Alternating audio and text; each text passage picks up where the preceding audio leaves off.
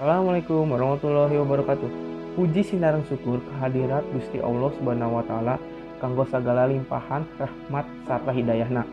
Dina kasempatan ieu, urang tiasa patepung paamprok jongkok sasarengan dina ieu acara. Sabab lamun teu aya nikmat nama, urang moal tiasa patepung sareng ngadengekeun pidato nu bade ku abdi didugikeun. Nah, hadirin anu ku abdi dipika hormat, tina ilmu kabagjaan dunia tiasa orang rasakeun, tina ilmu oge kabagjaan alam akhirat tiasa orang rasakeun. Sapertos tina hadis Nabi anu ngabogaan harti, barang saha anu ngahoyongan kahirupan dunia mangga wajib bagina ngabogaan ilmu.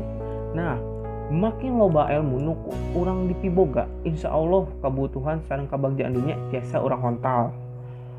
Kitu oge sami pangharepan urang kana kabagjaan akhirat oge insyaallah tiasa urang rasakeun. Ku kituna para hadirin sakalian, janten nuntut ilmu kedah diutamakeun. Komo deui pikeun siswa-siswi anu calik di bangku sakola. Teu aya alesan kanggo urang males-malesan tina diajar, sabab diajar atawa nuntut ilmu teh nyaeta hiji kewajiban pikeun urang sararea. Rek kumaha oge mangsa kahareupna bangsa ieu teh aya di pundak urang salaku generasi ngora.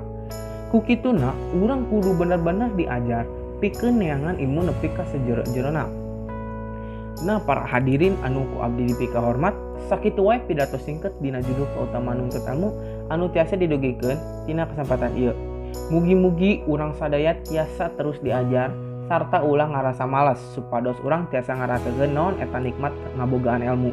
Panutup ti abdi, mugia ulasan singket ieu tiasa ngingetkeun ka urang sadaya pikeun pentingna kana nuntut ilmu teh. Hatur nuhun kana sadaya waktosna, hapunten bilih aya kalepatan tina cedesan abdi.